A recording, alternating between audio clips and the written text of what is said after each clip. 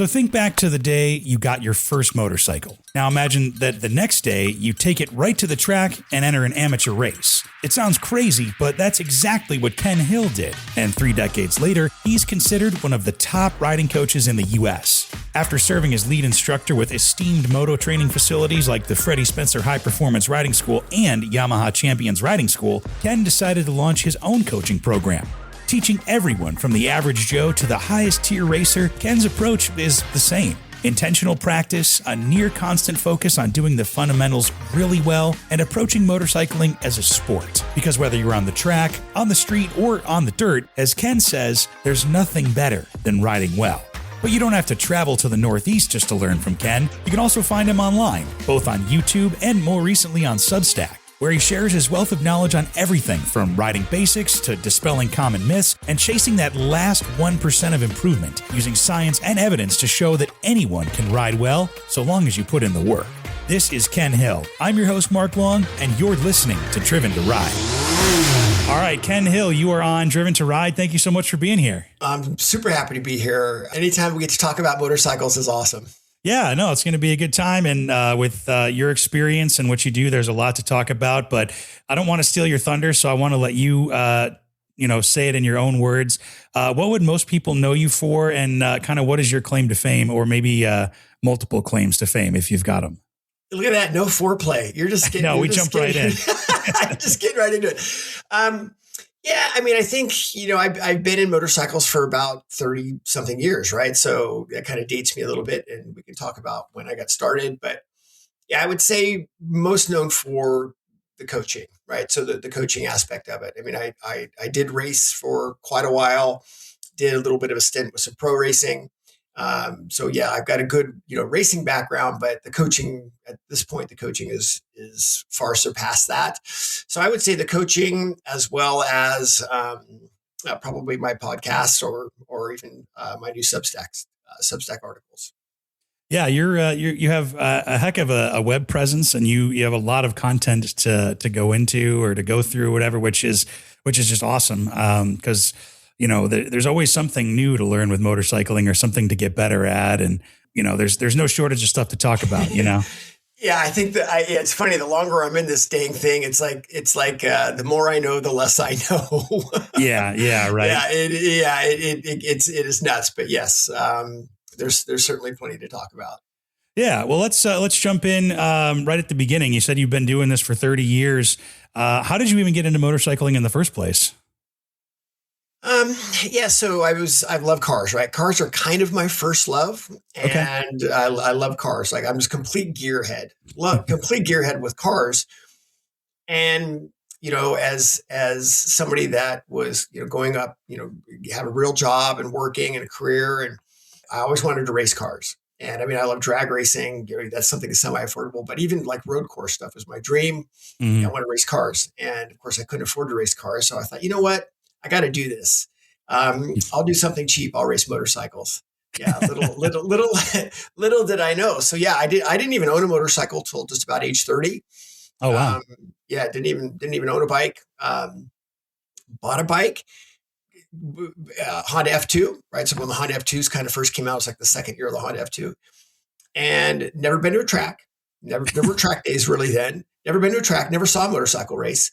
And I had the bike about 4 or 5 months, and I got it kind of in the end of the season in California.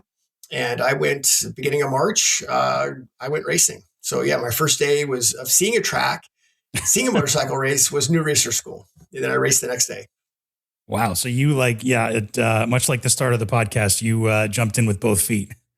Just complete dumbass. 100% dumbass. So anyway, yeah, that's how I got started. Do you think there was maybe an advantage to starting late? Maybe like you didn't know what you didn't know, or something like that. Yeah, I think that. Yeah, that's actually a great question, because it kind of comes down, and I'm going to segue, but I'll come back, which is kind of Sure. like where does natural talent come from? Like everybody's like, oh my God, this guy, this kid's 15 years old and he's got so much natural talent. People don't realize maybe he's actually been riding for 10 or 12 years, Right. So it's in my case, it ended up being an absolute advantage, because I was time crunched, I was finance crunched. And so to do something that I wanted to do well, I I had to structure it. I had to structure a budget for it, but money and time and all these things. And so it ended up ultimately being a good thing to start focusing on the things that worked. Of course, just as we all know, that you find out what works by figuring out what doesn't work first. And there was a lot of stuff that did not work. How did that first new racer school track day go then? I mean, the first year went great. I mean, honestly, it was great. I mean, this is back I raced in Northern California. I was, grew up in Northern California. I raced AFM, and AFM, I think, is one of those, at least was one of the toughest clubs in America. I mean, there was the amount of national and world champions that have come out of AFM is mind boggling. And it's a very, very tough club. But this is back when, there were 65 riders. Like, of course, there's no internet at that point. And, you get your stuff in the mail and fill out your stuff and send it back, hoping that you'd be on the grid. Like you literally hope you'd be on the grid. And so I can remember being graded 65th out of 65. And I think, by the end of that year, I didn't fall down, but by the end of that year, I think I was finishing in the 30s. Wow. So there was some improvement for sure. It was jumping in, completely submerging myself in this sink or swim deal.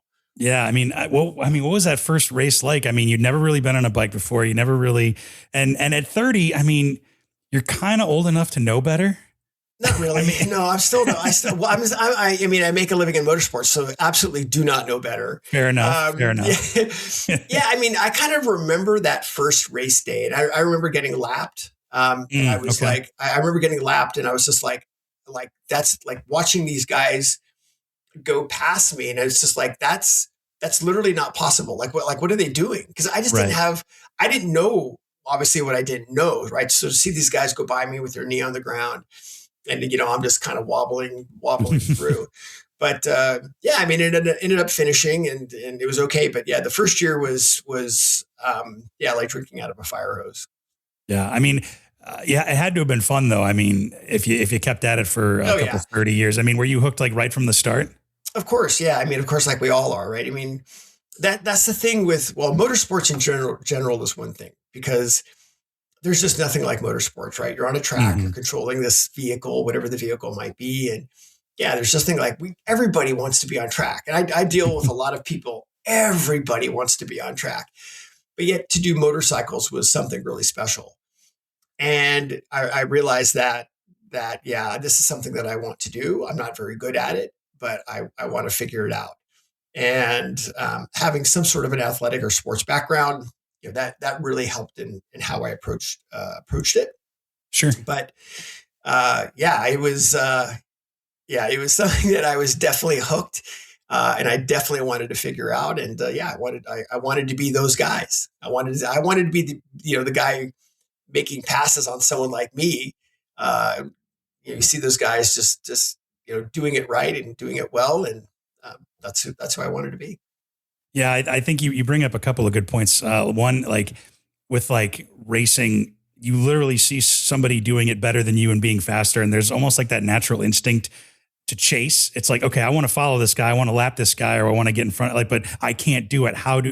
After the race, like, okay, how do I do it? What do I, techniques do I learn? How do I get better or whatever?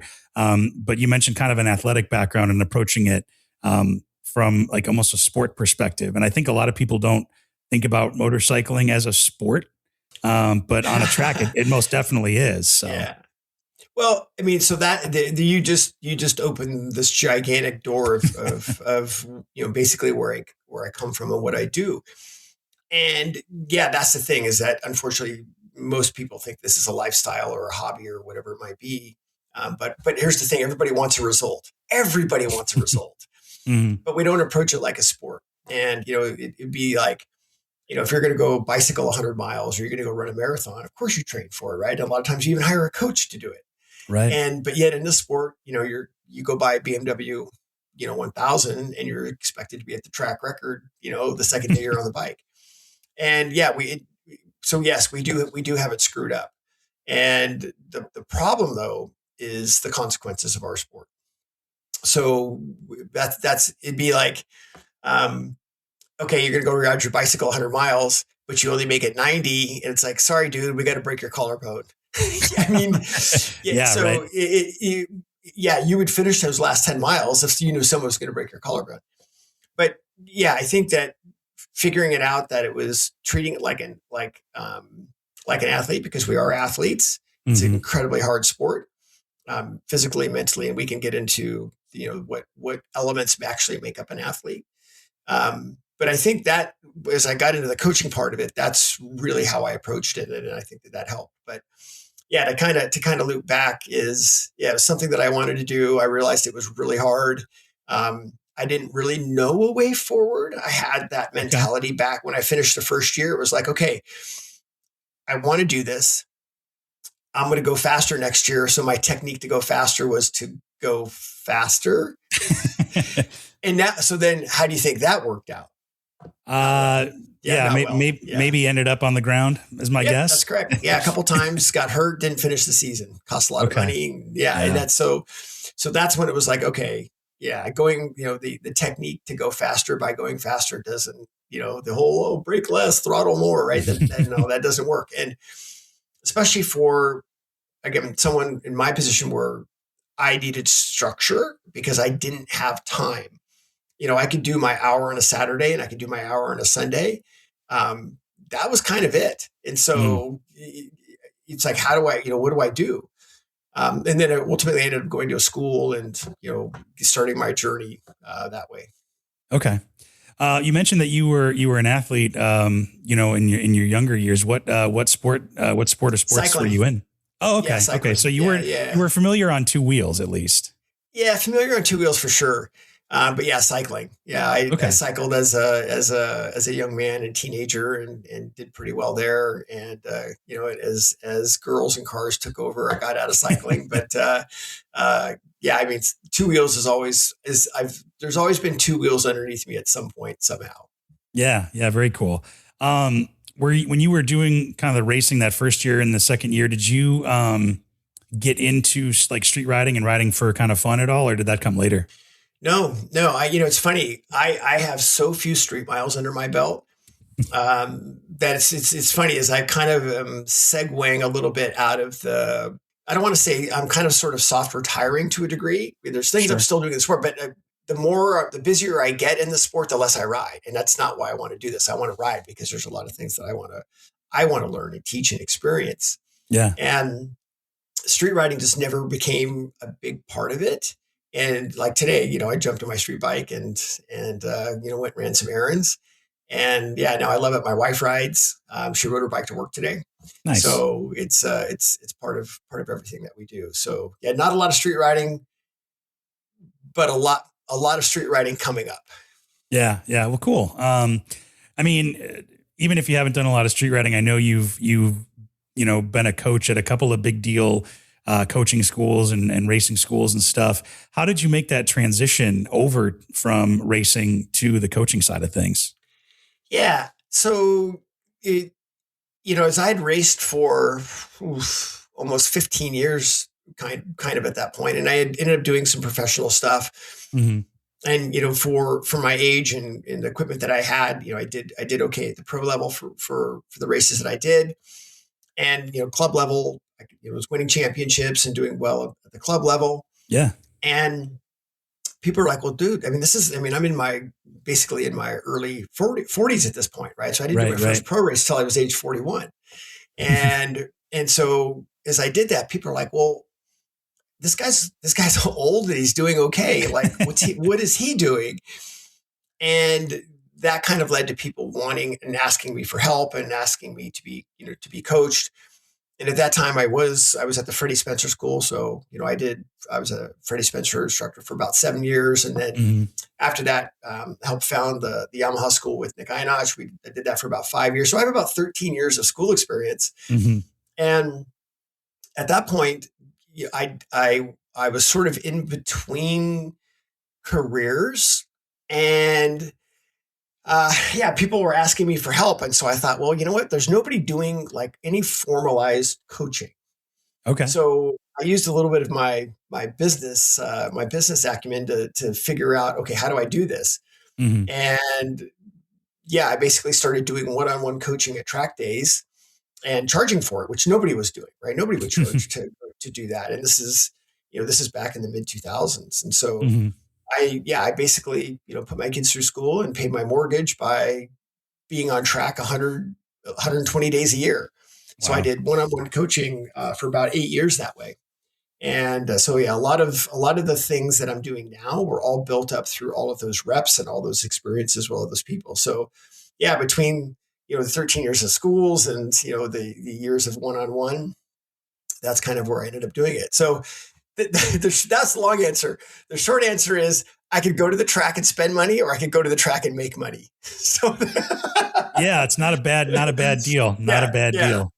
So yeah, and developing what I do and how I do it was all sort of based on necessity, right? Either I do a good job, or at least try to do a good job and stay employed, right? Keep doing this. Or if I do a Right. crappy job, no one wants me. So yeah, it ended up going pretty well. And I would stay booked. I'd basically be sold out for a year or two in advance, had Wow. big wait lists. And then left the schools to kind of start going to another level. I wanted to look at another level of kind of working with some of the pro riders and how the pros do things. And so I've been in between those things now and doing my own thing for, oh gosh, 10 plus years now. Yeah. Well, and like you mentioned, I mean, you are kind of all over the place with it too. I mean, in a good way. You write articles on Substack. Yeah. You've done quite a few podcasts. You have quite a good YouTube presence or whatever. Was that just kind of like a natural iteration of like growing from the track and just sharing your knowledge? Yeah. So, well, I mean, there's of course stories behind all of that, but the problem is that as our society has become this, information based, society, and there's so much information out there. It's who do you listen to, and why do you listen to them? And there's so many options available now for all of those things. And I found that I was starting to, during my coaching sessions, I would spend more than half my time Mm. myth busting or debating somebody else had read. Yeah. Yeah. And it's like, somebody say, well, I know you teach this, but I don't think it's right. I think, this is the right way to do it. And it's like, oh, okay, well, that's interesting. I just rode with Nikki Hayden 2 weeks ago, and that's not what he does. Right. So it's like, it doesn't matter. So the podcast really started off with me hearing something from some pretty high level journalists. Okay. And I listened to what they said, or read what they said, and I'm like, it's fundamentally wrong. Hmm. And that's not how it is. And the fact that if that's what you think and you're basing everything you do on that knowledge, then it's wrong. And so it's like, I got to tell somebody, right? And so because it just this information just keeps getting, worse. So that's where the podcast started. And Mhm. I had some help with the podcast on like how I was going to design them. And if you notice, what ended up happening with the podcast was they started out very short and concise, right? So they're like 12. I mean, I was lucky I had somebody that had a psychology background and an IT background on how we, how we work these things. Yeah. And the goal was like 12 minutes, right? 12 minutes. You got to have your message across in 12 minutes, which people would listen to, they'd repeat listening to it. Mm. And so I then had to work on distilling my message sharper and clearer. So it was good for me. Right. And so that's kind of where the podcast came from. And they were just very, very amateur in the first few years. The messaging was great. The production wasn't great, but at least we were doing something. And I realized that people wanted more. And the podcast gradually got longer and longer and longer because people were like, oh, I want more and more and more and more.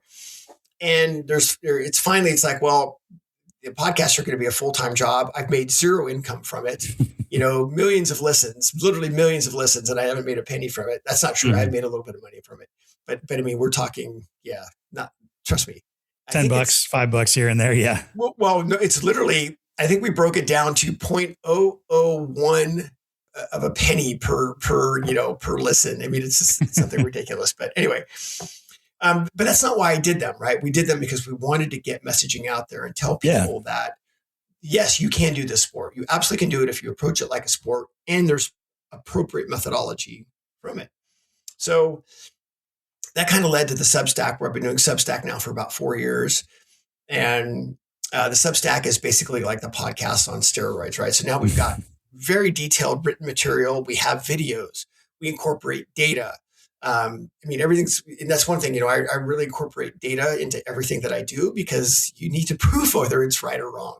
Yeah. And so we've got data, as well as we have podcasts on Substack. So Substack's been great, because it's like the Substack is like the podcast times 100.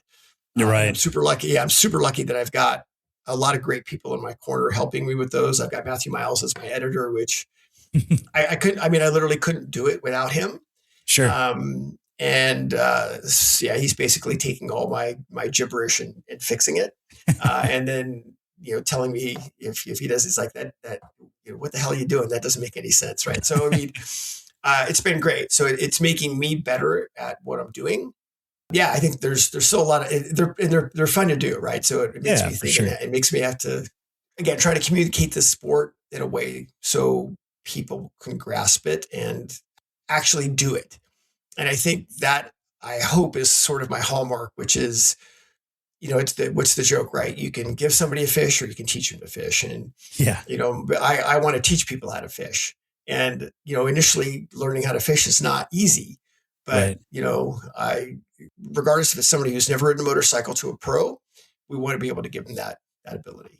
Yeah. And another kind of good point you brought up. I mean, when you believe things, or you have this kind of mindset, and based on something that's fundamentally wrong, I mean, the stakes are a little bit higher on a motorcycle than any other sport. And so it's something I never really thought about before, I guess, is that your assumptions could maybe kill you.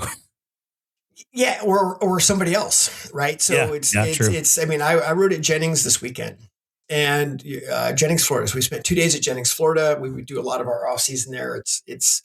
It's not a great track for training, but it's a place to ride, and it's consistent. Sure. And so we still can learn a lot there. And yeah, it's, I had more than one circumstance this last set of days where I had a couple of people fall down literally right in front of me. I had another guy basically didn't quite almost hit. I mean, I moved, but if I hadn't moved, he would have hit me. So it's just like, your actions actually affect other people in a very, very serious way. And I think that's something that is not looked at in our sport. I do think people should take the sport more seriously. Mm-hmm. I mean, for a lot of reasons, right? The consequence part of it, but also the training aspect of it. Because if you do that, though, the rewards are there's no other sport like this. I'll get jacked up about it, because it's just, there's nothing better than riding well. Yeah. And if you can, when you're ride dialed well, in, everything's clicking. It's just the best. And I do believe everybody can achieve that if they put the work in. Yeah. Well, I want to give you a soapbox moment real quick. Just mainly because I'm curious. Are there? Wait a minute. I've already been on my soapbox. Let's stay on it for just a couple more minutes. I appreciate it, though. It's a good thing. Are there some myths that you run into time and time again that maybe you're sick of hearing about it, or something that you can just kind of put out there right now that you hear? Probably the biggest one is you just need seat time. Think about it, right? It's all, if you're doing something wrong, all you're doing is making that whatever you're wrong permanent. And then of course going to erase it is very, very difficult. So I think that seat time is super important, but I also think the right seat time is important. So I would say that's one. People think they need to get faster to get a coach. No, you need to get a coach soon. And it's also something where on that is I encourage people to get coached by, people that have a good coaching presence. It's not like, oh, you only need to come to me. No, absolutely not. It's like, if you find a school or an organization or an individual that has taught at a high level and has the correct credentials, please get training. Yeah. Please. Yeah. Because and the sooner the better, quite honestly. So yeah, I think that's another one is that you don't need training until you get to a higher level. No, it's actually, you need training right now. That I would say another one is the brakes, right? The front brake is scary. The front brake is not needed. The front brake is the most powerful component on the bike besides you, the rider, and how you use the brake is really the key to not only a lap time but to safety. Mhm. So I think the front brake is another one. So I could go on and on, but Yeah. No, that's well, let's dive into mindset a little bit too. I'm going to really kind of pick your brain on all of this stuff and soak up as much knowledge as I can. But are there any similarities between coaching somebody who maybe has just started versus maybe somebody who's been around for a while? And then as a third option, like those pro riders that you've been able to coach, is there something similar that you see maybe that people have had in common that are successful?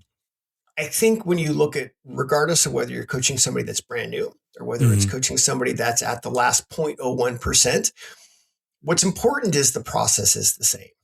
So what has to happen is you have to understand what their goal. A goal comes first, right? Because if you come to me and want to coach, you want to be coached, I'm like, okay, cool, let's go work on braking. And you're like, well, that's actually not why I'm here, right? So I have to understand and listen to you and say, why are you here? Okay. What are your goals? And then we take that a little bit of a step further, which is we'd like to know what your goal is in 5 years and what your goal is in 1 year, because we want to try to keep those aligned. So we want to hear what your goal is. The second thing is we have to evaluate you. So right. we have to know where you're at, right? You don't go to the doctor and say your arm hurts and then he goes, okay, let's put you in a cast, right? No, they're going to run tests. They're going to do things, right? They have to evaluate you. And it's no different here.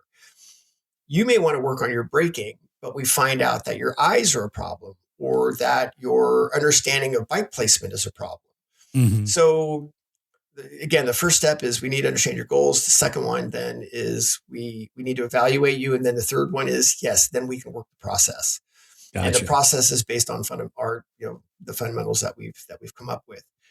So yeah, I think regardless of whether you're new or whether you're at the last 0.01%, we look at the process first. And then, when we look at fundamentals, depending on who it is we want fundamentals that scale. So we talk about it being, it's the same fundamental, it's just a different degree of application.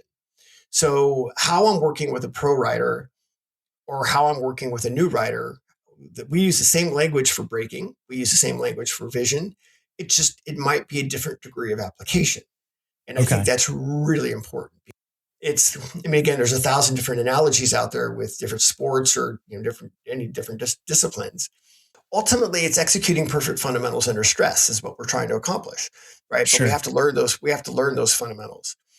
And we want fundamentals again that scale. So regardless of who it is, that's how we'll do it. And then the last little point on that is fundamentals are looped. So as one fundamental gets better, another one lacks. It lags behind. And so it's just this constant thing. And I know everybody wants the silver bullets of the sport, but that's the silver bullet is to work the fundamentals. Right.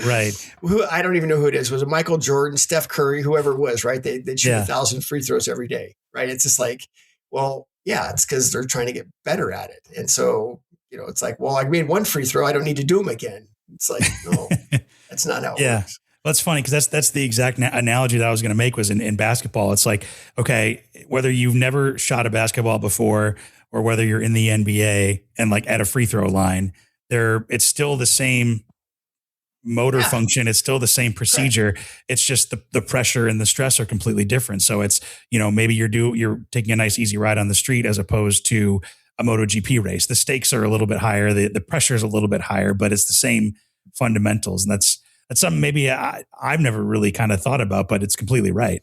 So a bunch of points there.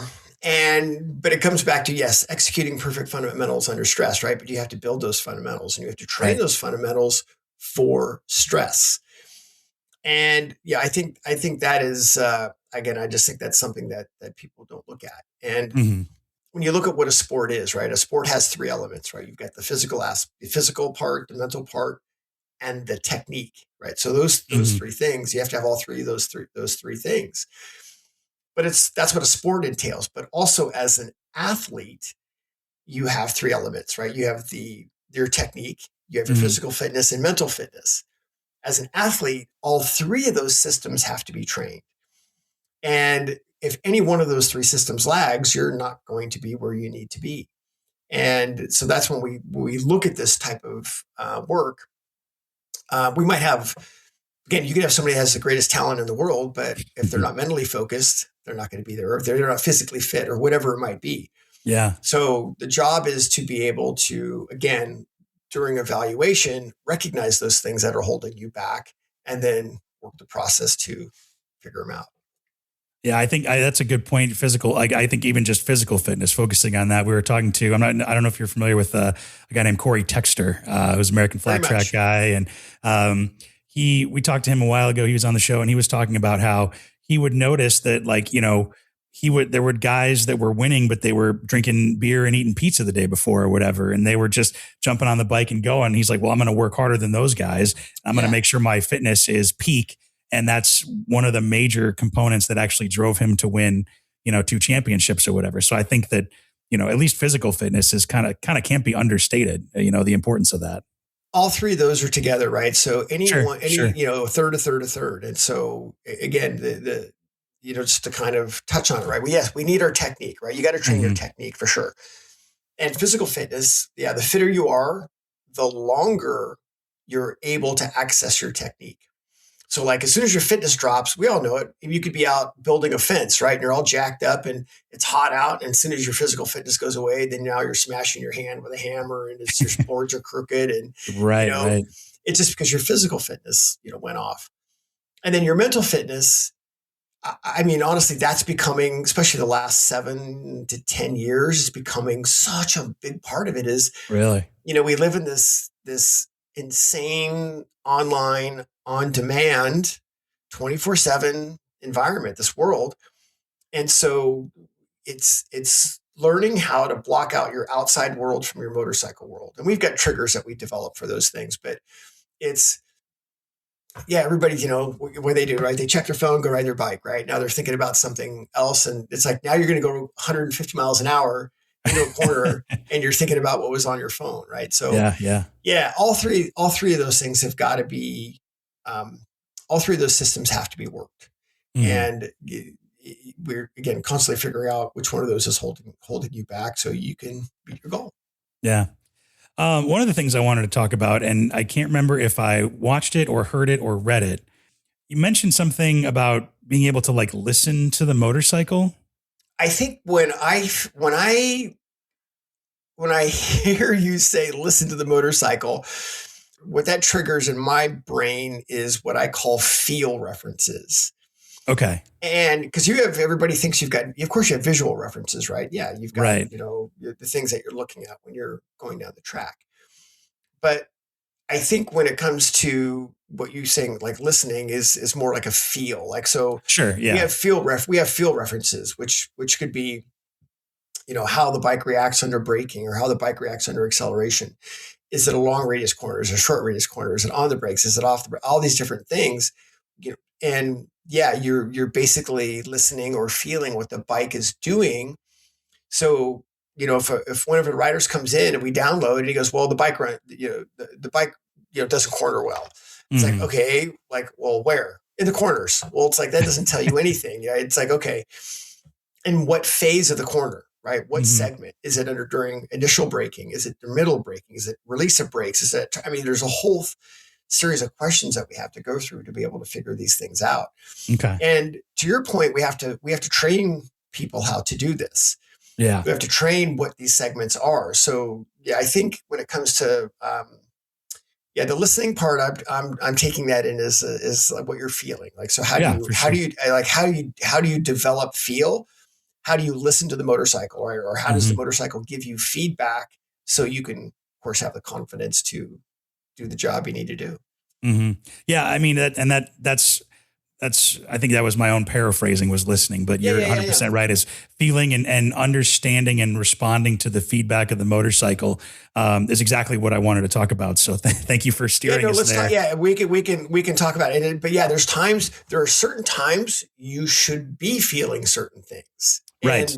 Those are the things that we want people to understand. So anyway, yeah, keep going on that one. It's a great topic. Yeah. I mean, I'm sure once you kind of, like point it out to people, they probably like, oh yeah, that makes sense. Or, oh yeah, that I've noticed that maybe subconsciously or whatever. But how do you develop, like even to start to develop, even maybe just in street riding, how do you develop kind of, feeling out what the motorcycle is telling you and responding to it?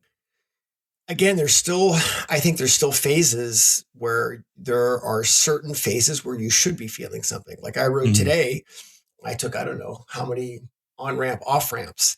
And so, the bike that I'm riding is very new to me, and it's a very soft motorcycle, and I don't have that much time on it. So I'm coming into an on-ramp to a freeway. I have the brake on, and I don't know anything about these tires. I don't know anything about it's like so, but I'm going to use some brakes and be able to have some brake pressure on so I can get some contact patch to get the bike to talk to me a little bit. Okay. I want this information. Right. But I'm taking that information in a very specific segment. And once you sort of learn what these segments are, when the bike should be giving you this information, it just makes your life a lot easier. Instead of me just going, well, I went to get on the freeway today and the bike just feels really floaty. Right. Like, okay. Right. Well, for somebody that's trying to either tune your bike, suspension, or you're trying to gather information on how to fix it, it's like, okay, it's floaty. Where and what controller you're using and what what inputs and all those different things. So yeah, these are things that it just makes not only it shortcuts how you can intake that information, and it shortcuts the process for the person you're trying to give that information to. Gotcha. So if you really kind of zoom in on like the specific instance where it feels maybe off, or it's giving you feedback, or you get really granular with it, that's where you're going to be able to respond to that information. Yeah, it's like you're like, you mentioned on the street, right? So I'll have basically 3 phases on the street. It's more on a track, but on the street, we can make it easy. It's going to be your entry phase, sort of your middle of the corner phase, and your exit phase. And of course, you got all these different radius corners and grip conditions, and there's, cars and stuff coming at you, but I'm going to pay attention to what's happening when I'm decelerating. I'm going to pay attention to what happens to the bike, once I picked up the throttle, say at a neutral or constant throttle, and then I'm going to pay attention to what's happening as I'm adding throttle. So those 3 phases, if you just break those 3 down, you're way ahead of the game. Interesting. Yeah, no, that's perfect. That's super cool. Because I feel like, sometimes if you're actively riding, and you're actively thinking about what you're doing, you can obviously not necessarily improve as much with like coaching or some dedicated track time or anything like that. But I do feel like paying attention and getting to know at least the motorcycle that you're on and that you ride regularly, and kind of paying attention to how it reacts under certain situations. That sounds kind of like what you're saying almost. Absolutely. I'll give you a great example is, my wife commutes to work, and she's got, I don't know, like a 7 or 8 mile commute on her bike. And she's ridden in 20 degree weather. I mean, she's kind of a hardcore with this stuff. Yeah. Nice. And she was talking to me about how when she was taking this certain right-hand corner that she felt like the bike was unstable. Like she goes, I don't like what's going on. Bike doesn't feel stable. And I was like, okay, well, does it happen to left-hand corners? No. Does it happen to other right-hand corners? No. Right. So it was as simple as basically the way this corner was laid out. She had too much weight on her inside arm, and the bike didn't want to steer and didn't feel stable. So as soon as we got her to relax and move her body a little bit, even though it's on a street, she's like, oh yeah, totally fixed. This is great. So yeah, it's being able to, again, give this information, and of course, having the right things to fix it. Yeah. Well, speaking of your wife, I mean, that's super cool that she rides as well. Did you kind of get her started, or did she already ride when you guys met? No, we met at a racetrack. Yeah, we met at a racetrack. Yeah, sure did. Yeah, no, so she rides, and it's the riding, at least in the area that I'm at, it's actually pretty epic stuff. Beautiful, we're in the city, but right outside of the city. I mean, there's some of the backcountry discovery routes around here, a lot of them. Hmm. There's a lot of dual sport stuff. There's just, pretty epic stuff to go ride. Oh, so you've gotten into the off road stuff a little bit. It sounds like. Um, I mean, we're not quite there, but there are a lot of dual sport areas for us to go explore. So that is, Hmm. again, that is on the list. I've been, Something new, yeah, yeah. yeah. Well, it's funny. I mean, here I'm in motorsports for a living, and a lot of times I don't get to ride for myself. And so it's just this year where I've made some decisions where to scale things back a little bit so I can go ride for myself, which there's so much more things that I want to do on the writing side. Right. But I need to ride to be able to make that happen. So Yeah. we're trying to make that happen. Yeah. Kind of going back to the beginning or the beginner kind of side of things. If somebody's ridden on the street for a long time, but they've never done a track day, do you find that there are people that are nervous about getting on the track at any time, or do you have any like tips to maybe get onto a track for the first time? Yeah, so I think, I mean, track riding is incredibly addicting, as we all know. I mean, you go there, and there's people that may have never been on the track, and of course they do their first track day, and they're saying, "Okay, I don't ever want to ride on the street again." And it's funny. I just did a little street ride today, and for me, the street is 10 times, 100 times more dangerous or nerve wracking than the track. Sure. I mean, the amount of variables are nuts. But I think we are in a really good place right now when it comes to track day rider education. Hmm. Just about any track day company that you go to has some sort of introductory program. And, I would say the majority of them are very well meaning. They've got, a good base, and they do just as good a job of helping you on the track as they do off the track, because it's intimidating, right? You show up Sure. and there's people with rigs and tire warmers, and you're there with your stock Ninja 650 with the stock tires, and you're thinking, what am I doing here? Hmm. But there's I think we've done a lot of the industry in a whole has done a really good job of helping create a nice bridge for people to have introductory track days. So I think if a person has any interest in doing it, I would hope that they would do it. I think you'll find that just about any group you sign up for will help guide you through that process, and be able to show you that, yes, you can go to the track, and yes, you can survive, and you can have a really, really good time. Yeah. Yeah. Yeah. No, I think your point about, it being much safer on a track is totally right. I mean, the road isn't crappy like it is here in Illinois. There's no traffic to worry about. There aren't any speed limits, and the EMS is there, in case something does happen. But it's a little bit safer, and you have more bandwidth to think about what you're doing. Yep. Yeah, I agree. There's just nothing. Yeah. Riding on track is just the best. Yeah. If anybody has any interest in it, you should absolutely do it. And again, there's just about any good track day organization has a plan for you. So, Mhm. yep, do it. One other thing I wanted to ask kind of about street riding, because we are kind of at the start of the season. Like you said, you got to go down to Florida, which is super cool, and don't have to worry about the cold and the snow and all that. And the weather's just starting to turn. Do you have any tips for kind of getting back into the start of the season after taking a break for a while?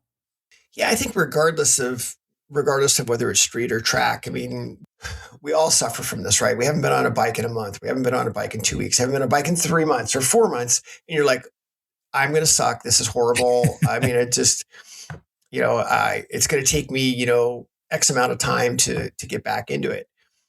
And I think when you do have proper fundamentals, so I think we'll talk on two different things here. When you do have proper fundamentals to come back to, Hmm. it's easy, right? So it's like, you can come back, and if you understand what an exit corner is, if you understand, what an apex is, or where to place your eyes, it doesn't matter, right? Good fundamentals are good fundamentals, and it makes that time of coming back super easy. It's just easy, right? Because you're not worried about how does my bike break or how does my bike do this, because you can control that. So the better your fundamental base is, the easier that becomes. And it makes that time it's just a lot less, right? You just jump on your bike and go. Now let's talk the second level. What if you don't have that, right? So it's like, well, okay, I want to go ride. The way it snowed. There was snow on the ground a week ago. I mean, look at my wife, right? So there's literally was snow on the ground a week ago. Right, it's 70 something degrees today, and she wants to ride to work. So she's like, what should I do? And I said, yeah, at this point, you're just going to go to the brakes a little bit earlier. You go to them a little bit lighter, move your eyes a little bit more. Let's make sure if there's, without sand, there's going to be more potholes, right? The ground, the road's always crappier. Right, right. So I think it's just having a little bit more, obviously a little bit more attention, and, being a little bit more in the moment, not having any distractions, and being focused on your task at hand, which we call, a trigger reference to make sure that you do something like that.